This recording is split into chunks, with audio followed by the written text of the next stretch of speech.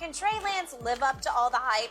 Well, Skip, he's going to have to. He's going to have to pay it off with a Super Bowl. When you give up what you gave up to get him, a la what the Kansas City Chiefs gave up to get Patrick Mahomes. I agree. What the Denver Broncos give up to get John Elway. Yep. What the New York Football Giants gave up to get an Eli Manning. You've got to pay it off with a Super Bowl. It's not good enough to have, he has some great numbers. No. He's got to pay it off with a Super Bowl.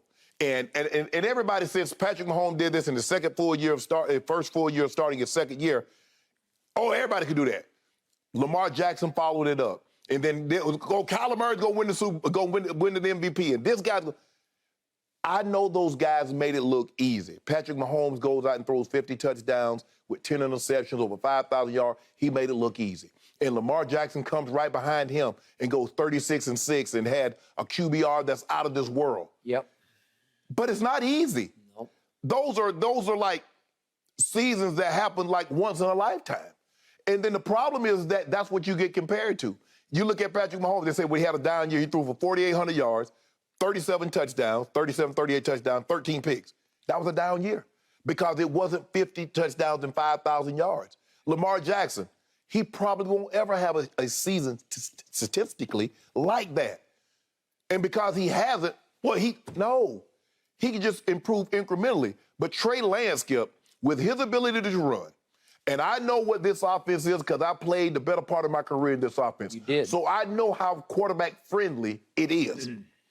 If he is what Kyle Shanahan was describing, he has the ability to go win an MVP. He does. He has that ability to take them to a Super Bowl. If he is what Kyle was sitting at that podium with that desk saying, they can win it. But I'm gonna need to see a lot more than what I saw last year. I know it was a small sample size, and that's why I was uncertain of why, man, y'all getting rid of Jimmy G. I'm not saying that you got to start him, but I'm saying maybe have him as a fallback. They say, nah, we're going to let this kid go with no safety net. We believe he's that good that he can walk this tightrope like the Wallendas and not even have to worry about falling down. So what has surprised me from the start about your take on Trey Lance is you played for Mike Shanahan. You watched Kyle sort of grow up in your locker room. He was a ball boy, he held the dance card. So you know what they're all about when it comes to coaching, designing, teaching offense. Yes. They get it. Yes.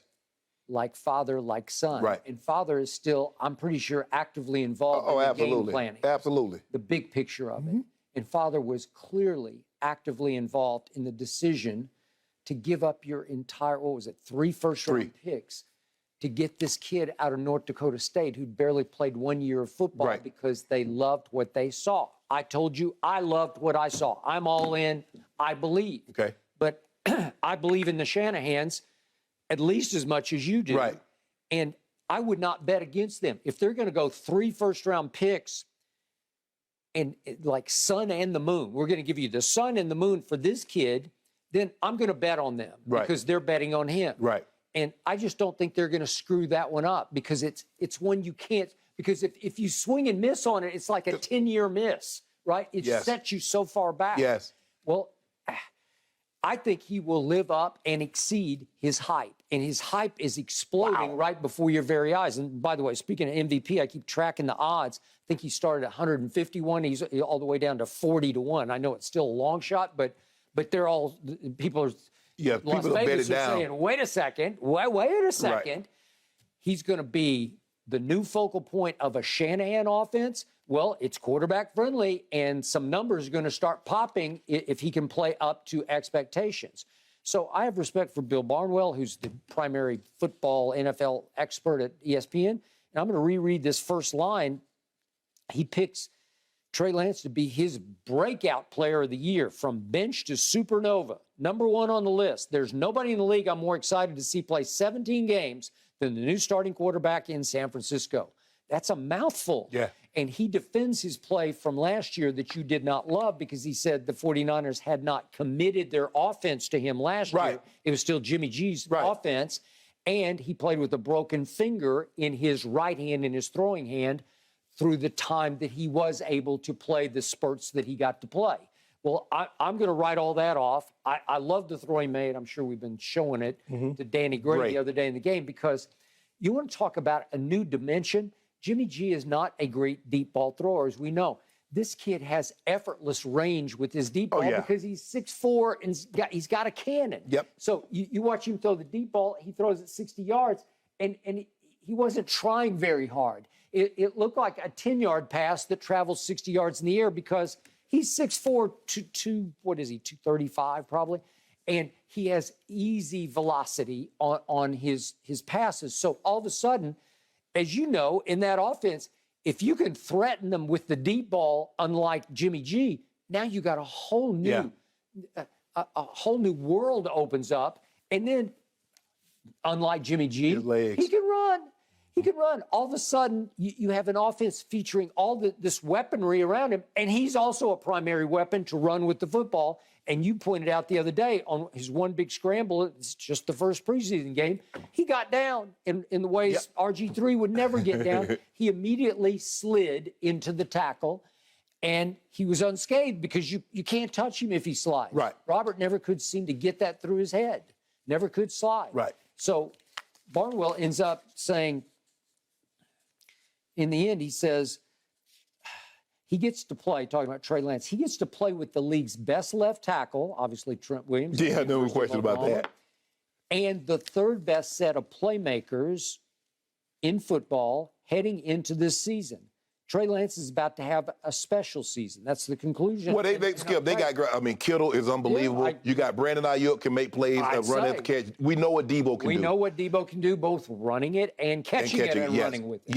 Yes. So he has weapons. He has playmakers around him, and that's what you want in the West Coast. That little Danny Gray kid out of SMU, he ran 4.3. Yep. I don't know, he looks like they scored with him, a third-round pick. In the West Coast, Skip, they will take chances of throwing the ball over your head, especially if they see you getting nosy or you're sitting on plays. Yep. But they pride themselves on putting the ball in receivers' hands and letting them run at the catch. That's what this offense is. A lot of simple throws, a lot of shallow crosses, Skip, a lot of we call them jailbreak screen. They call them smoke screens or bubble screens or whatever they want to call them. But that's what, and so, like I said, to hear Kyle speaking glowing terms about this young man, he got to be special. You just heard what he said. He's been what we expected. Yep. That's why they spent what they spent. Yep. They like his football character. They like his maturity. They like his poise.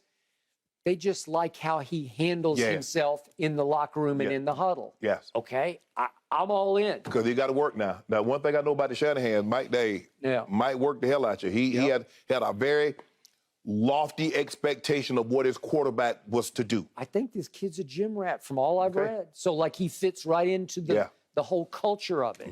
So, you're not buying yet. No, I'm not saying to Skip. It's just, man, that's an awful lot on a young man's plate. At such a young age, they got to the championship game last year, and then they say, you know what? We believe we can go a step further with this second-year guy.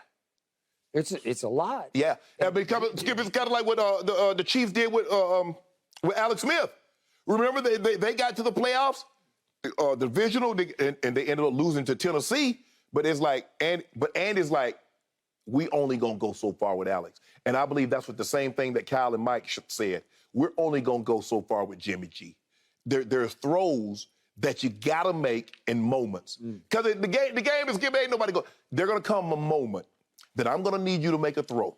There's going to come a moment I'm going to need you to make a play. And more times than not, you're not running your way. See, somebody eventually will make you a participant in the game. You see, as long as Jimmy G can hand it off and they run for 300, they run for 250, Jimmy G wasn't a participant. But somebody's going to make you a participant, and you're going to have to participate. Then what do you do when you can't run for 250, you can't run for 300? They believe this kid with his legs, when they make him, because they're going to try to neutralize that running game, because you know the 49ers want to run the football, Skip. That's the West Coast, you run the football. They're going to say, nah, we ain't going to let you run it today. Let's see what this kid got. Okay. Jimmy G was never must-see for me. This kid will be must-see this year. And my Cowboys last year, as you well know, led the league in points and yards. And I would now bet on this offense to lead the league in points and yards. Y'all led the league in points and yards, and when y'all needed points and yards, you couldn't get them. Yeah, I still don't know how we did it. It's like hocus pocus to me. It's what like, you do is you like fall, a shell game. You fall woefully behind, and then you mass scramble, and have a bunch of yards that mean nothing. See Denver Broncos. Yeah, we let y'all get a couple of yards. 30-0 going to the fourth quarter, and then Dak throws a party. Yeah, he scored 16 points. Like, man, that game probably was close. It wasn't. It was never close. What would it end up? 30-16. 30-16. Yeah, because you got with two two-point conversions. Trey Lance. And we beat y'all. I mean, I'm trying to figure the last time y'all beat us. We beat y'all remember y'all went to Denver? We beat y'all. When Peyton was there, we beat y'all. Whew. When we played in the Super Bowl, we beat y'all. Man, that was 77. I don't care.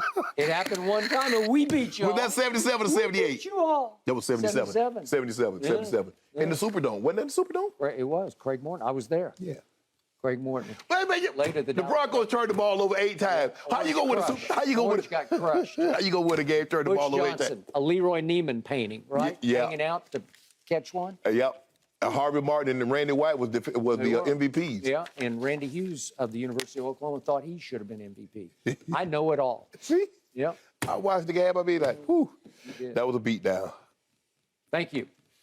Thank you for watching. You can subscribe here to get the latest from the show, and be sure to check out more of the best clips from Undisputed, or go watch a few other segments from our other shows on FS1.